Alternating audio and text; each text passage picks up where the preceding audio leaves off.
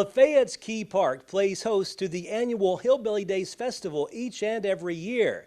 In addition to this year's regular schedule, something special took place on the final day of the event. You could easily say Key Park is one of Lafayette's top places to visit. This dream became a reality, all because of two former residents.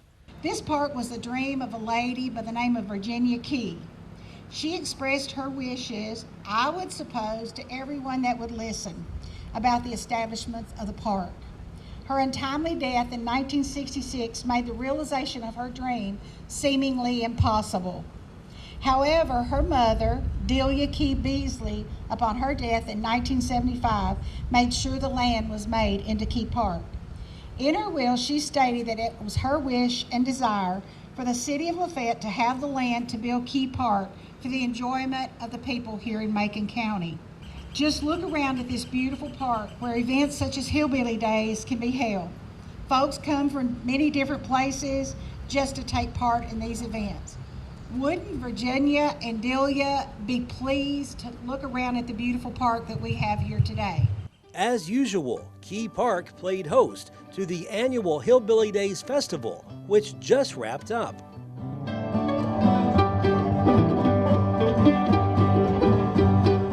Three men on the mountain, up on Calvary, and the one in the middle of Jesus, he died for you and me.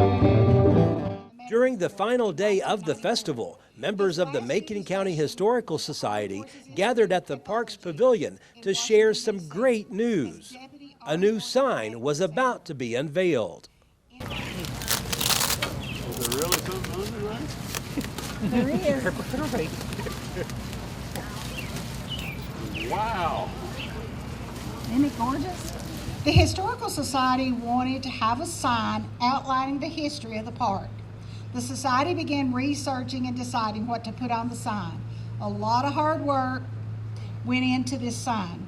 Just as everyone knows, we had to have someone to pay for the sign.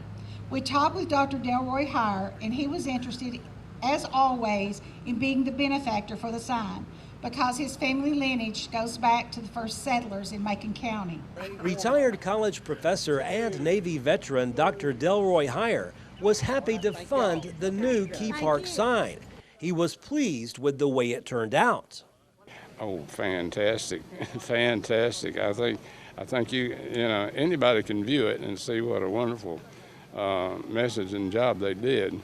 I always said I wanted it as smooth as a sycamore leaf floating down Long Creek. They did it. They did it. They did it. Macon County is a special place to him. My ancestors originally came to this area after the Revolutionary War. They were in the Revolutionary War and they settled in this general area. Part of them in Allen County, which went on to settle Scottsville and actually founded the city of Scottsville. Some of them remained in this area, and I think you'd be familiar with Hyerstown Road, and that's a general area that they settle.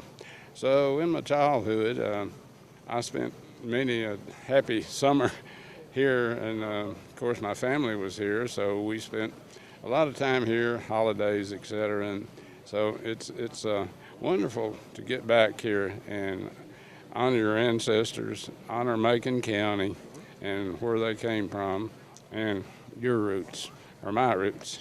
So they were one of many, of course, families here in Macon County, and the Historical Society does such a wonderful, wonderful job of recording the history and, you know, preserving the history.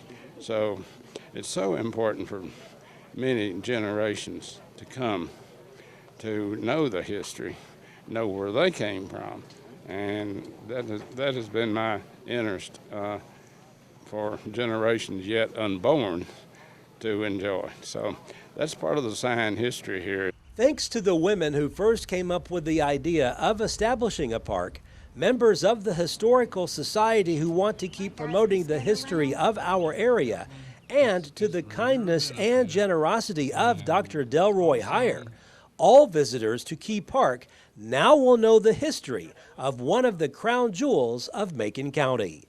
Reporting from Lafayette, Barry Hyatt, NCTV.